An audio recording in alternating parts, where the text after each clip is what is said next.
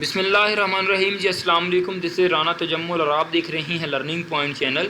ये हमारा operating system का 38th लेक्चर है और आज के लेक्चर में हम डिस्कस करेंगे कि हमारे पास सीपीयू स्केजुलिंग क्या होता है। एक्चुअली न्यू चैप्टर हम स्टार्ट करने जा रहे हैं जिसमें सबसे पहले हम यही देखेंगे कि what is CPU scheduling and what is multi processing. You know, single processing and multi processing is important concept in CPU scheduling, so we have to discuss the multi processing as well. So आज के lecture को start करने से पहले आपसे humble request है कि अगर आपने मेरे चैनल को सब्सक्राइब नहीं कर रखा तो आप प्लीज़ सब्सक्राइब कर लें मेरे चैनल को। आई होप आपने कर लिया होगा। सो आज के लेक्चर को स्टार्ट करते हैं और देखते हैं कि एक्चुअली हमारे पास सीपीयू स्केजुलिंग क्या होता है। अच्छा, सीपीयू स्केजुलिंग को समझाने से पहले आपको जैसा कि पता है कि हमारे पास जो मल्टीपल प्रोसेसेस होते हैं, ठीक है, एक हमारे पास सिस्टम में मल्टीपल प्रोसेसेस होते हैं और हमारे पास जो रिसोर्सेज होते हैं वो लिमिटेड होते हैं। रिसोर्सेज अगर मैं बात करूं तो आप सीपीयू को ले सकते हैं कि आपके सिस्टम में लिमिटेड रिसोर्सेज लगे होते हैं, मतलब लिमिटेड सीपीयू होते हैं।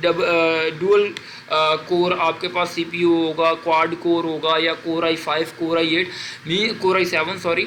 तो आपके पास जो सीपीयू होते हैं ये लिमिटेड होते हैं, मीन्स दैट रिसोर्सेज लिमिटेड होते हैं और प्रोसेसेस बहुत ज़्यादा होते हैं। और सारे प्रोसेसेस ये चाह रहे होते हैं कि हम सीपीयू को क्या करें, ऑन करें और अपनी एग्जीक्यूशन को कंप्लीट करें। लेकिन जब सारे प्रोसेसेस कंपीट कर रहे होते हैं एक रिसोर्स को ऑन करने के लिए, तो वहाँ हमें किस चीज़ की ज़रूरत पड़ती है? हमें सीपीयू स्केजुलिंग की ज़रूरत पड़ती है। मींस दैट कि जितने भी प्रोसेसेस हैं उनको स्केजल करके एक क्यू में रख दिया जाए, ठीक है, ताकि जब उनकी बारी आए वो सीपीयू को क्या कर लें, वो ऑन कर लें और अपनी एग्जीक्यूशन को कंप्लीट कर दें। ये मैंने मोटा सा पहले कॉन्सेप्ट देने की कोशिश की है आपको, ताकि जब हम रीड करें डिटेल में जाएं तो आपको आइडिया क्लियर रहे।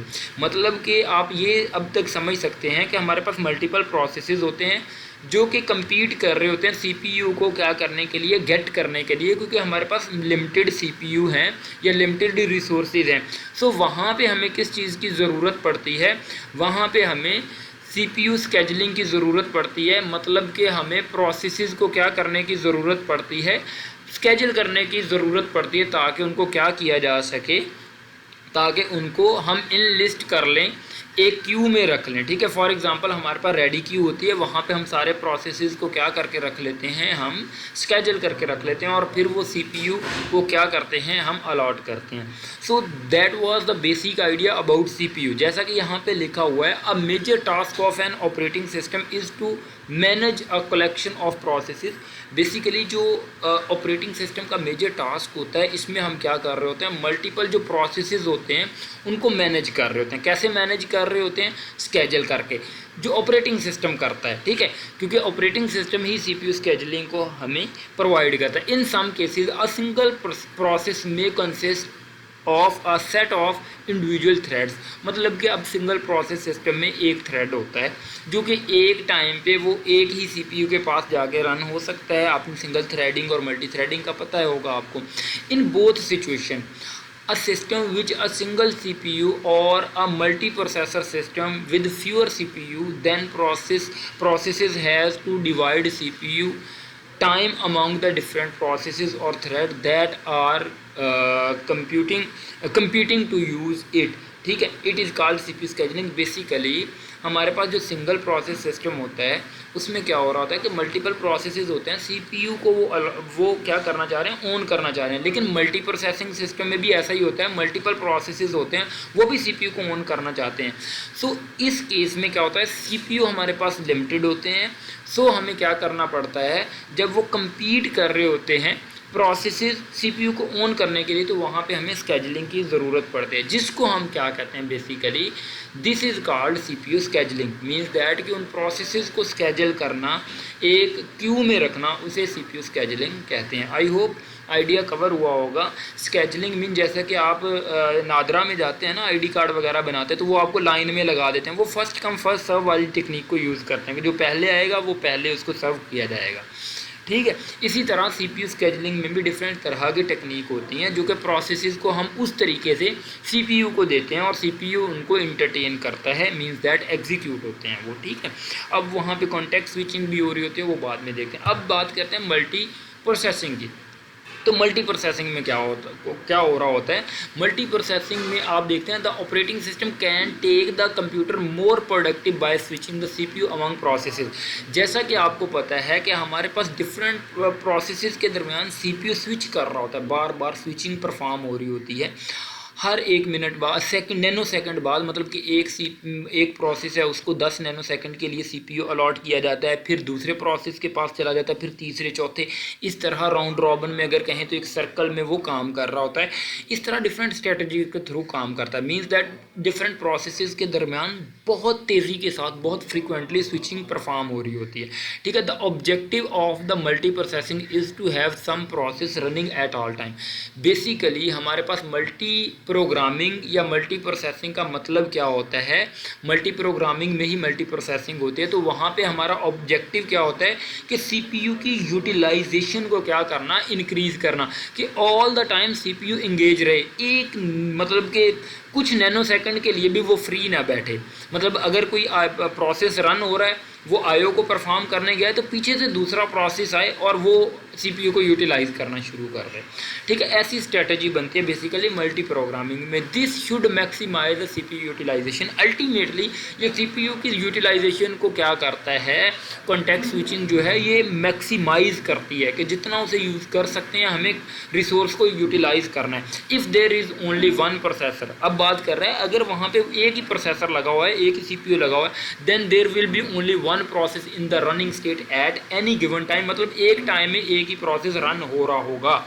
अगर आपके पास सिंगल प्रोसेसर सिस्टम है, if there are more processes that need to run, मतलब कि अगर ज़्यादा प्रोसेसेस चाह रहे हैं, सिंगल प्रोसेसर सिस्टम है, मल्टीपल प्रोसेसेस चाह रहे हैं कि हम क्या करें, हम रन हो, तो देन डेफिनेटली एक ही प्रोसेस रन होगा एट अ टाइम और बाकी क्या करेंगे, वेट करेंगे। ठीक है, जब वो एग्जीक्यूट हो जाएगा फिर ही दूसरा प्रोसेस आएगा। There must be some mechanism to select currently in memory will run next when the CPU is available। मतलब यहाँ पे ये कह रहा है कि ऐसा मैकेनिज़्म होना चाहिए जिसके थ्रू CPU हम एक प्रोसेस को मेमोरी से क्या करें, रेडी क्यू से क्या करें, पिक करें और CPU को दें। अब वो कौन सा मैकेनिज़्म होगा, कौन सी टेक्निक को यूज़ करेंगे प्रोसेस को सिलेक्ट करने के लिए कि जो छोटी जॉब होगी शॉर्टेस्ट जॉब फर्स्ट करेंगे, या हम राउंड रॉबिन की टेक्निक को यूज़ करेंगे, या अपना फर्स्ट कम फर्स्ट सर्व को यूज़ करेंगे। तो कहते हैं यहाँ पे कुछ ऐसा मैकेनिज्म होना चाहिए जो प्रोसेस को सिलेक्ट करके सीपीयू को दे। ठीक है, सीपीयू के लिए अवेलेबल होना चाहिए कोई ना कोई ऐसा मैकेनिज़्म। अब उन मैकेनिज़्म की बात करेंगे हम नेक्स्ट कि हमारे पास कौन कौन से मैकेनिज़्म अवेलेबल है और वो काम कैसे करते हैं। अच्छा, नेक्स्ट हमारे पास कह रहा है इसी मल्टी प्रोसेसिंग में the operating system maintain a ready queue. Basically mechanism में ये आता है कि ये बेसिकली एक रेडी क्यू को क्या कर रहा होता है, मेंटेन कर रहा होता है। ठीक है, जिस तरह नादरा के सामने एक क्यू लगी होती है ना, रेडी क्यू, वो ऑपरेट होने के लिए रेडी होते हैं, सारे डॉक्यूमेंट ले लू के खड़े हुए होते हैं। तो ऑपरेटिंग सिस्टम ऐसे एक रेडी क्यू को क्या करता है, मेंटेन करता है। Processes on this queue are ready to be executed. जितने भी प्रोसेसेस रेडी क्यू में होते हैं वो बिल्कुल क्या होते हैं, रेडी होते हैं एग्जीक्यूट होने के लिए। क्योंकि जॉब क्यू भी होती है वैसे तो जॉब क्यू में, लेकिन रेडी नहीं होते। लेकिन रेडी क्यू में कौन से प्रोसेसेस होते हैं जो एग्जीक्यूशन के लिए रेडी होते हैं। Whenever a currently executing process need to wait, जब वो वेट कर रहा होता है आईओ के लिए, the operating system pick a process from the ready queue. वो न्यू प्रोसेस को जल्दी जल्दी पिक करता है, पिक करने के बाद सीपीयू को असाइन कर देता है ताकि यार सीपीयू वेला बैठा हुआ है, आइडल बैठा हुआ है, तो वो प्रोसेस रन होना शुरू हो जाए। जैसे ही एक प्रोसेस आईओ का वेट करेगा, दूसरा प्रोसेस को सीपीयू अलॉट कर दिया जाएगा ताकि सीपीयू की यूटिलाइजेशन को मैक्सिमाइज किया जा सके।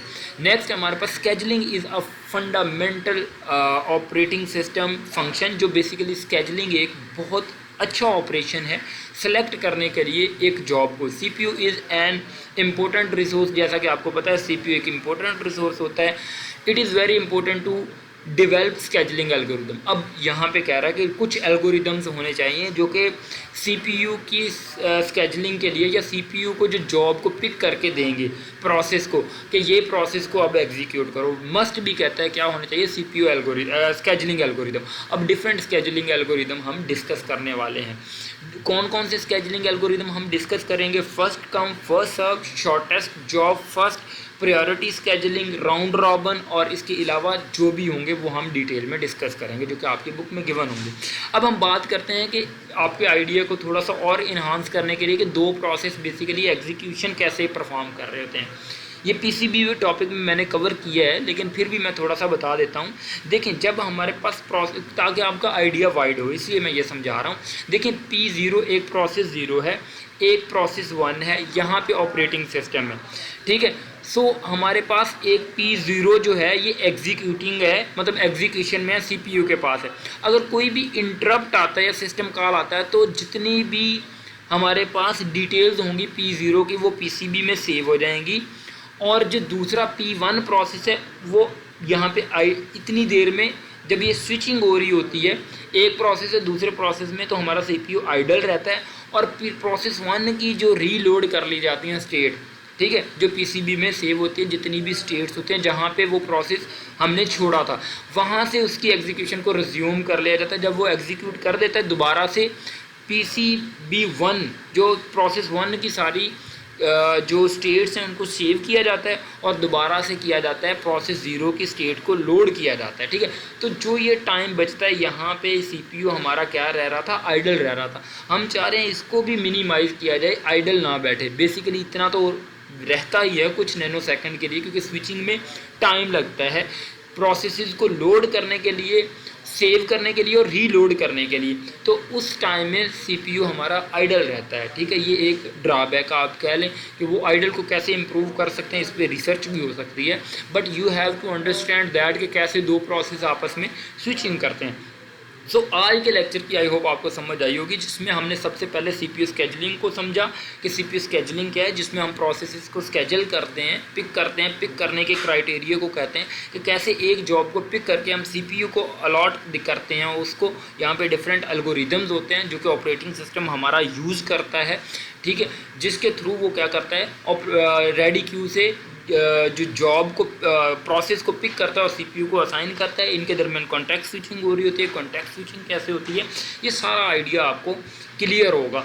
तो आई होप आपने मेरे चैनल को सब्सक्राइब किया होगा। मैं आपके लिए इतनी एफर्ट करता हूँ और आप एक बटन तो दबा सकते हैं, तो आई होप आपने किया होगा। और उसके अलावा कोई असेसमेंट वर्क हमारी टीम से आप करवाना चाहें तो नीचे दिए गए कॉन्टैक्ट, व्हाट्सएप कॉन्टैक्ट नंबर वगैरह पे कॉन्टैक्ट आप कर सकते हैं। कंप्यूटर साइंस के जितने भी सब्जेक्ट हैं उनके असाइनमेंट, FYP वगैरह वगैरह आप बनवा सकते हैं। रिसर्च वर्क, थीसिस राइटिंग भी हो सकता है। और मेरा अदर चैनल है, आप इसको भी इंजॉय कर सकते हैं सब्सक्राइब करके, मिस्टर राना व्लॉग्स मिनीजू। So thank you so much for watching today lecture. I hope you enjoyed this lecture and अल्लाह हाफिज़। मिलते हैं इंशाल्लाह नेक्स्ट लेक्चर में। Thumbs up, thank you.